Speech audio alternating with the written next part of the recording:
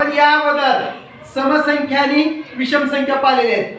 समसंख्या कशाला म्हणायच्या आणि विषम संख्या कशाला म्हणते पाहिलेल्या आहेत. परंतु स्कॉलरशिप मंथन परीक्षेमध्ये प्रश्न जरा वेगळ्या स्वरूपाने विचारले असतात. आता बघा प्रश्न कसं विचारलाय, 28 नंतर 15वी समसंख्या कोणती.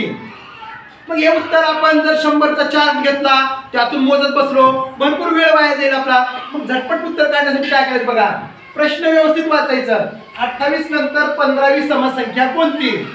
म्हणजे 28 कशी आहे बाळांनो, कशी आहे समसंख्या 28 आणि आपल्याला काय म्हणले समसंख्या 15 म्हणले समसंख्या. मग काय करायचं बघा, 28 अधिक मग आता 15 म्हणले ना तर 15 गुणिले 2 28 अधिक 15 दोन्ही किती बाळांनो 30. 28 अधिक 30. आता या दोन्हीची बेरीज करा बाळांनो. 30 मध्ये 28 मिळालं तर किती झाले 58. मग पर्यायामध्ये 58 आहे का, हा उत्तर मिळालं आपल्याला. आता तसंच दुसरी संख्या बघा बाळा, दुसरा प्रश्न बघा बाळांनो. 19 नंतर 9वी समसंख्या कोणती म्हणते आपल्याला. आता इथं बघा 28 ऑलरेडी सम होती, इथं 19 कशी आहे विषम संख्या आहे. 19 हे विषम आहे, विषम आहे. मग काय करायचं 19 अधिक 19 पुढची समसंख्या घ्यायचं. 19 अधिक 1 बरोबर किती झाले 20.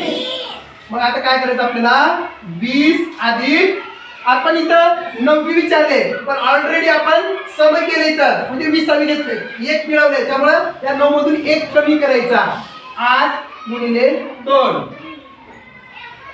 मग खाली बघा 20 अधिक 8 दोन्ही 16. आता 20 मध्ये 16 मिळवा बाळांनो 36. पर्यायामध्ये 36 आहे का बाळांनो, उत्तर मिळालं आपल्याला हे. आता इथं सम संख्येवरचे प्रश्न होते. आता इथं बघा 15 नंतर 25वी विषम संख्या कोणती.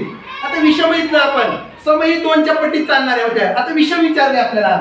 मग 15 नंतर 25वी विषम संख्या 15 हे ऑलरेडी विषम संख्या आहे. 15 कशी आहे विषम संख्या आहे. मग इथं काय करायचं 15 अधिक 25 गुणिले 2. 15 अधिक 25 दोन्ही किती रे बाळांनो 50. मग आता 50 मध्ये 15 मिळवा 65.